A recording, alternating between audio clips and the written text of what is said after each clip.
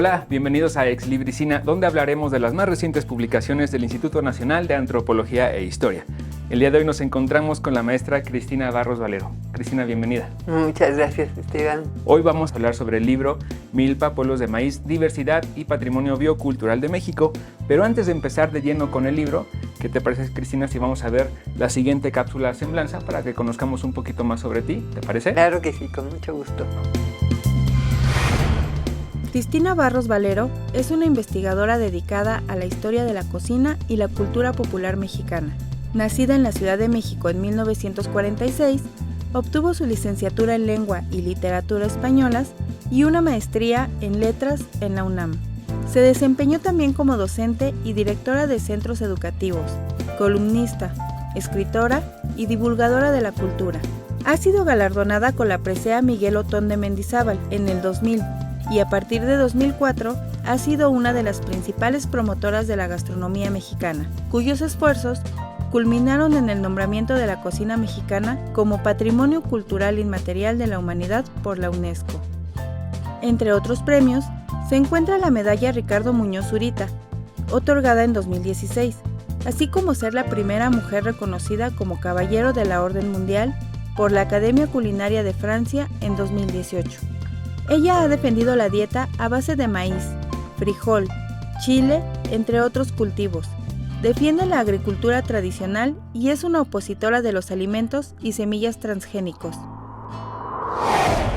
Regresamos a Ex Libris. Cristina, ¿cómo fue tu acercamiento hacia la cocina tradicional mexicana, hacia todo el tema de la milpa? ¿Tienes alguna memoria? Sí, lo tengo muy claro porque, bueno, mi profesión es otra. Yo vengo de letras, eso es lo que estudié en la Facultad de Filosofía en la UNAM, pero y después me dediqué mucho tiempo a la educación, pero finalmente tuve la maravillosa experiencia de tener un seminario con dos antropólogos por los que siento un gran respeto, el antropólogo Leonel Durán y la antropóloga Lina Odena Güemes, y ellos pues hicieron en la escuela donde yo trabajaba un seminario sobre diversidad cultural de México y se me abrió un mundo infinito. Y en ese momento pensé que pues me encantaría tomar ese otro camino.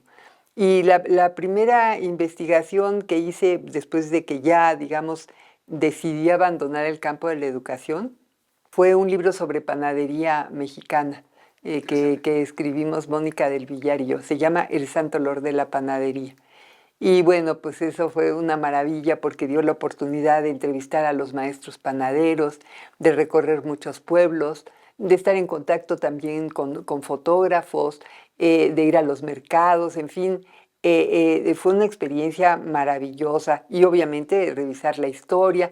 O sea, cada vez que se encuentra uno con un alimento, se puede reconstruir la historia del país, sobre todo si el alimento es básico, como es el caso del pan, pero sobre todo el caso del maíz, ¿no? Que muy pronto empezó también allí a aflorar su importancia pues desde el principio, porque muchas de las cosas que se hacían con masa de trigo, que después de la invasión española, antes se hicieron con la masa del maíz o con la masa de amaranto mezclada con miel.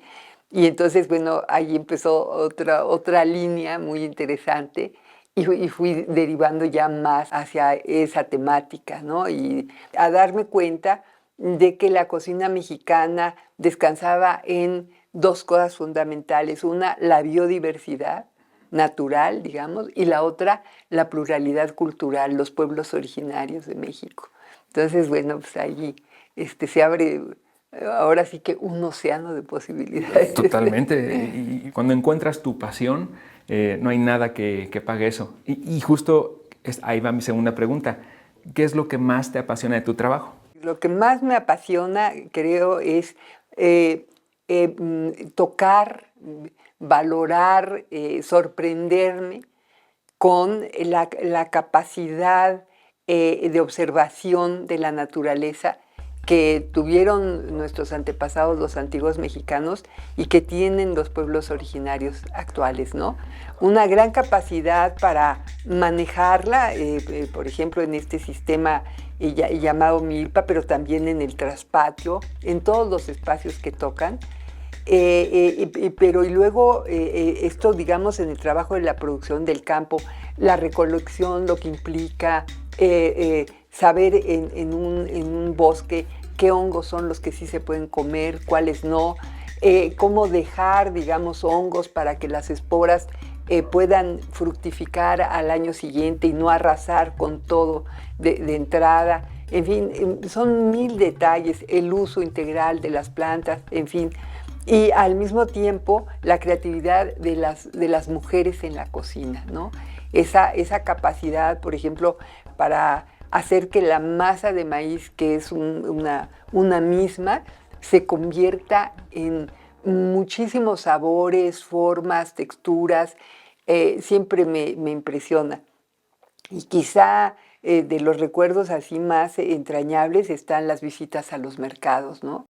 Ver a la gente bajar de sus comunidades, el intercambio entre, digamos, quienes vamos a comprar y quienes venden, la plática de cómo hacer determinadas en hierbas, de cómo hacer determinados chiles, cómo prepararlos, el detalle en que va uno entrando es una maravilla.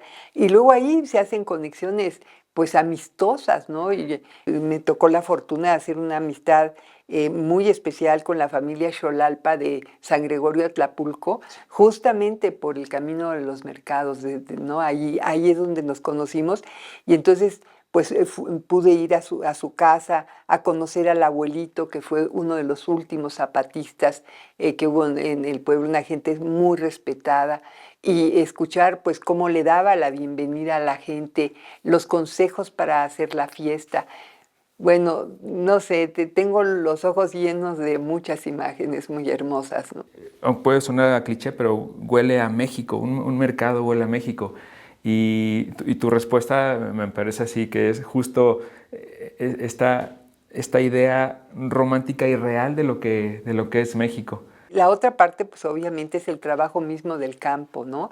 Previo a, digamos, dejar el lado de la educación, tuvimos la oportunidad de participar en un proyecto de alfabetización, varias escuelas, y pues los jóvenes iban en los veranos a alfabetizar, y realmente ellos salían educados por las señoras, educados por los señores, se iban al campo desde muy temprano, sabían lo que era trabajar la tierra y valoraban cada cosa que comían, ¿no? Se transformaban realmente. Ahora todavía pues hablo con varios de ellos y de ellas, muchas tomaron caminos justamente marcados por esa experiencia en las poblaciones donde estuvieron. Entonces, yo creo que cuando uno sale de la ciudad y toca ese México rural, algo adentro se transforma, algo cambia, y es algo indispensable, ¿no?, de hacer. De acuerdo, estoy totalmente de acuerdo. Y Cristina, ¿qué te parece si hacemos un pequeño corte y regresamos en el segundo bloque a Ex Libris Cine, ahora sí, a platicar sobre el libro?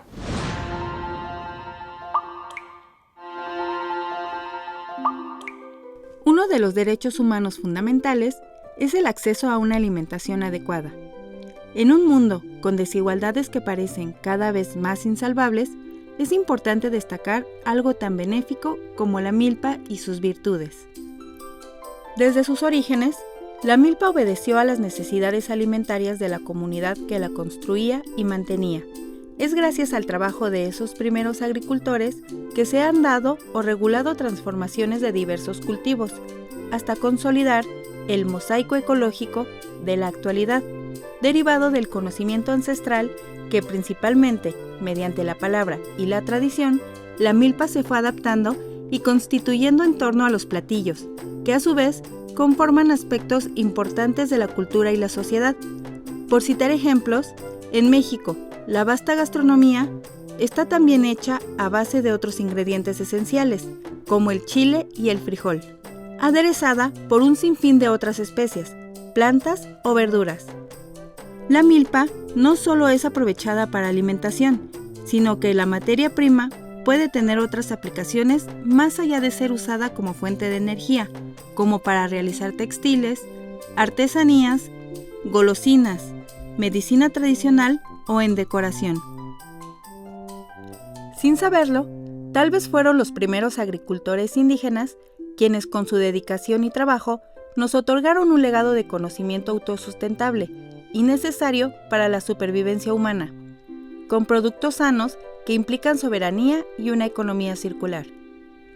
Es importante no olvidar que la agricultura tradicional, en oposición a la agricultura industrializada, no utiliza semillas modificadas genéticamente, ni abonos químicos que contaminan suelos o agua, no privatiza semillas, ni agranda la brecha entre quienes poseen recursos o quienes no, y no concentra las ganancias en unos cuantos, ni genera daños significativos a nuestro hábitat, el planeta. ¿Cómo es que surge este proyecto editorial? Engloba varios aspectos de la milpa. ¿Nos puede contar un poquito sobre el libro? Sí, cómo no. El INAH decide hacer una exposición sobre la milpa.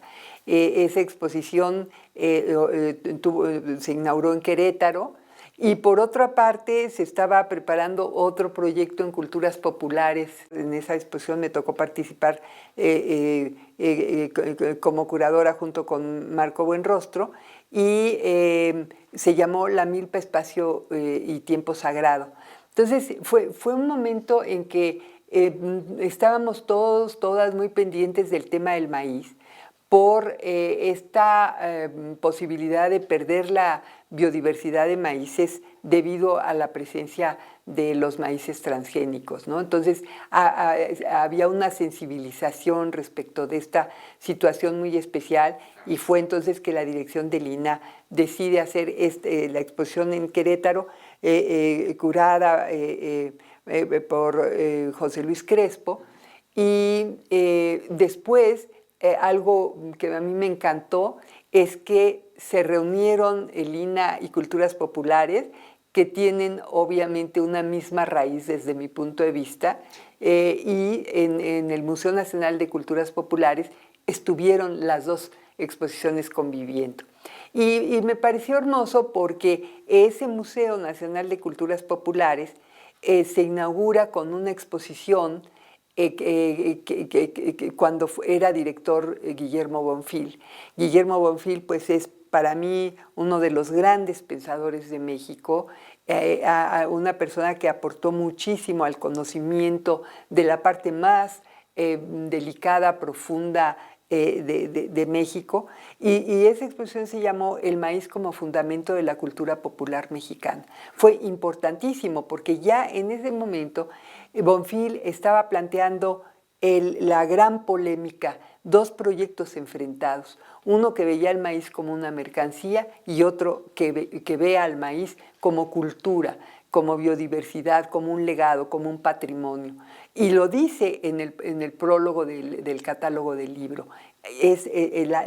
La polémica está entablada, ¿no?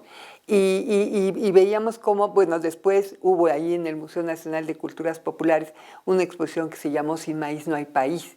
Y esa frase, que es una frase que creó Marco Díaz León, pues ahora está en boca de todos nosotros, ¿no? O sea, yo creo que muchísimas nos identificamos con esa frase.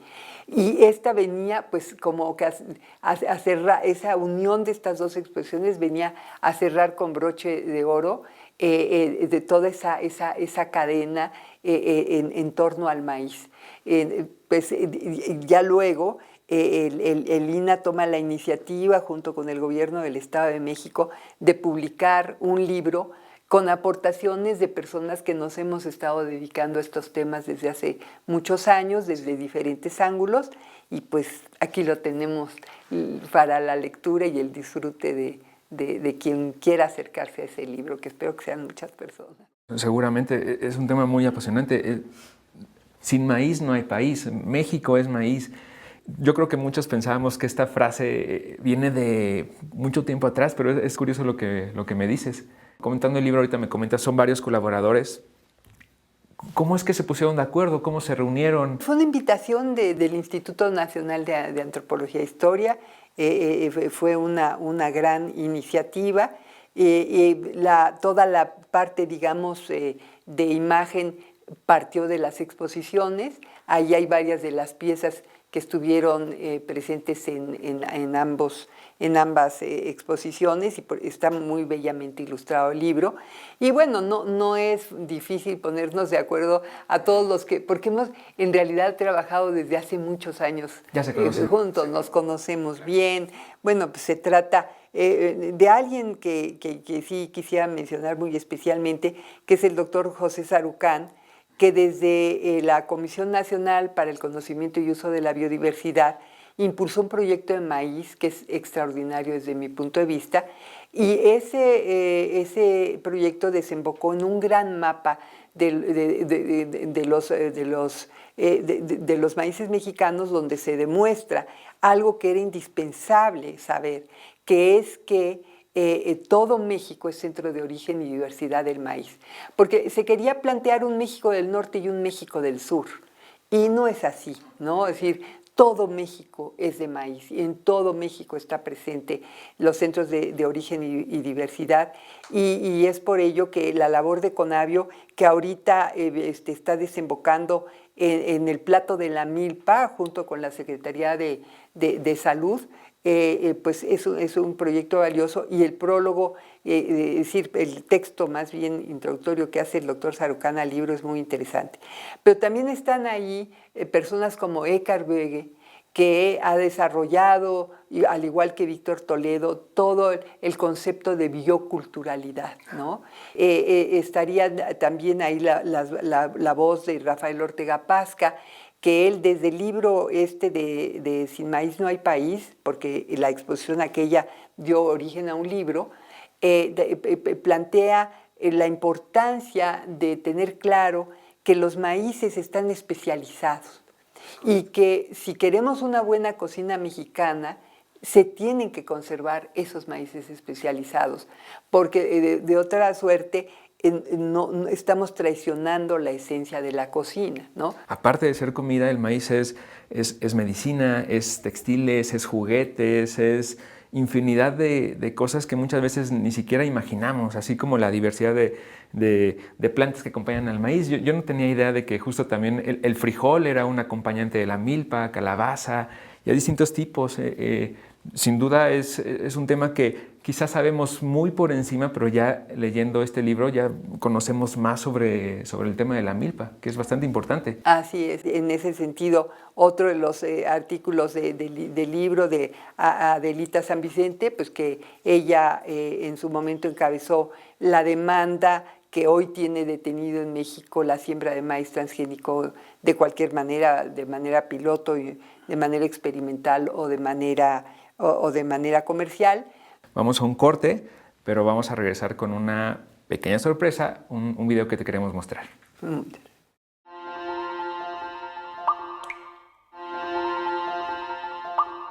Agradezco infinitamente al Instituto Nacional de Antropología e Historia esta invitación, pero sobre todo la publicación de este maravilloso libro y las exposiciones que dieron pie a la publicación del mismo. La primera de ellas, que lleva el nombre del libro Milpa, Pueblos de Maíz. La siguiente, Milpa, Espacio y Tiempo. Y por último, Milpa, el corazón de la milpa. Estas exposiciones dan cuenta cómo el maíz sigue presente a lo largo de 8,000 años y hoy mismo entre nosotros. Y no solo el maíz, este sistema prodigioso que es la milpa, un sistema que no solo es muy virtuoso para producir, porque combina las virtudes de todas las plantas en un solo sistema, sino también en la mesa. Si comemos lo que la milpa nos da, vamos a tener una alimentación nutritiva, suficiente y de calidad. Pero además, la milpa es la base de nuestra cultura, de esta cultura poliforme, en donde se nos permite convivir a todas y todos, aún en nuestras diferencias. Entonces, este libro resume un periodo de esta larga historia de nuestro maíz. 4 décadas, yo diría, que resume desde la primera exposición que en los años 80 el maestro Bonfil impulsó en el Museo de las Culturas Populares. El maíz, fundamento de nuestra cultura. En esta exposición, en su catálogo, el maestro nos planteó: es momento de elegir entre 2 modelos. Un modelo de civilización basado en la milpa o de modernización basado solo en el maíz monocultivo. Tristemente se eligió el modelo de neoliberal y se decidió empezar a importar grandes cantidades de maíz en vez de cultivarlo en nuestro país.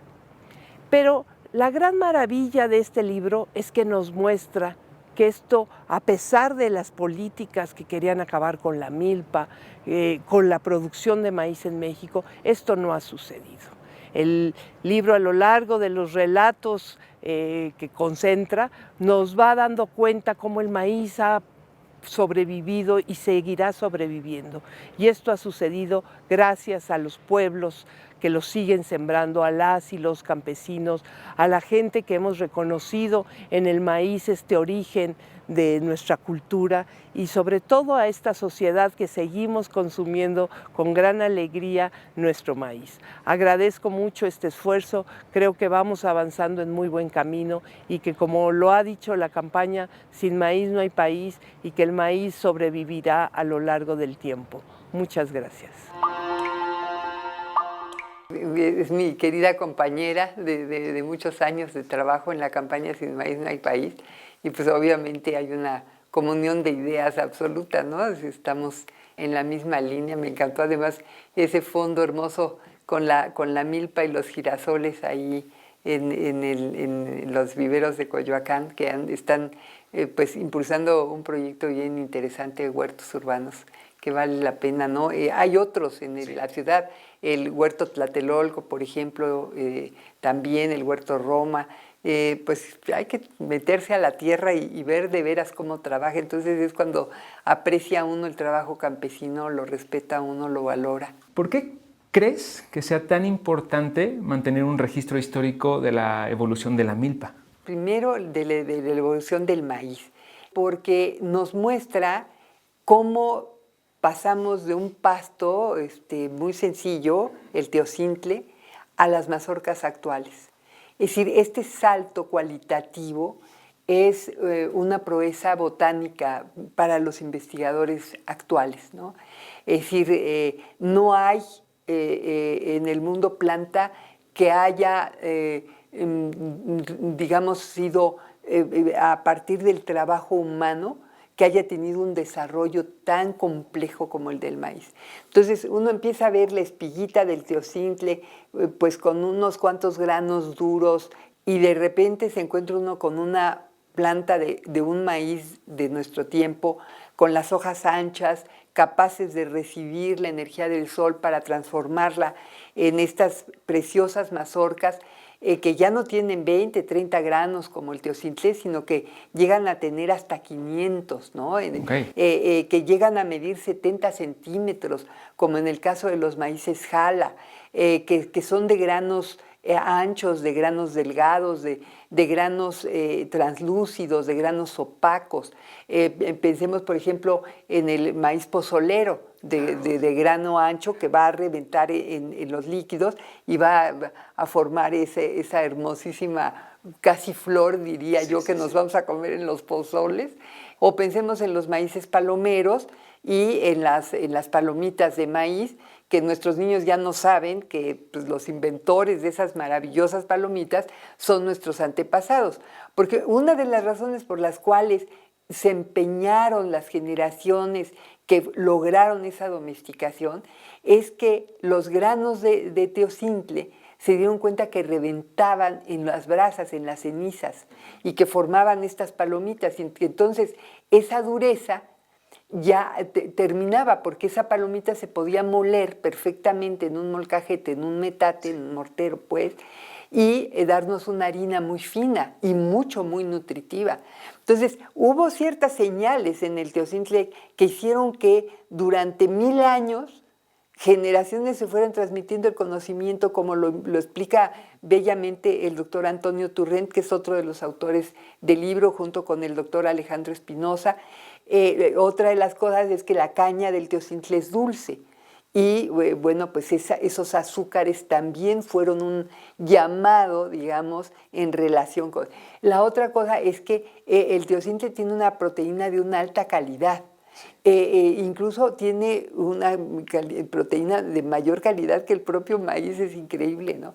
Y bueno, pues entonces a trabajar, pero además también, no solo en la dirección de estos maíces especializados que hablábamos, pozoleros, palomeros, sino también en este país, que es el quinto país en biodiversidad en el mundo, que tiene esta enorme, inmensa cantidad de nichos ecológicos.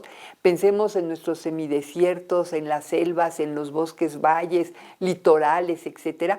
Bueno, pues prácticamente en todos estos ecosistemas se logró domesticar maíz especial para esos lugares. Entonces, cuando nos quieren meter un maíz extranjero, digamos, patentado, hecho en un laboratorio, no nos damos cuenta que esos maíces están diseñados para ser cultivados con factores muy específicos. Se trata de lugares pues muy extensos, con riego asegurado, etcétera, etcétera. Nuestros maíces crecen en las milpas a expensas del agua de temporal, del agua de lluvias. Es decir, el agua no cuesta, ¿no? Claro. Y además el maíz no se siembra solo. El maíz está junto con otras plantas y eso impulsa la biodiversidad, ¿no? Y además nos permite tener una alimentación sana por lo menos durante los 9 meses que va la milpa, digo, el ciclo de la milpa. Lamentablemente nos tenemos que despedir, amigos. Recuerden, Milpa, Pueblos de Maíz, Diversidad y Patrimonio Biocultural de México, lo encuentran en las librerías del INAH o también en línea en ina.gov.mx. Maestra Cristina, ¿algo que guste para concluir? Que aprendamos mucho de nuestros maíces, de nuestra milpa, de los hombres y mujeres del campo mexicano, que nos acerquemos a ellos, porque son el corazón de México realmente. Estoy totalmente de acuerdo y pues amigos, muchas gracias por acompañarnos a Ex Libricina. Nos vemos el siguiente episodio. Yo soy Esteban Telles. Hasta la próxima.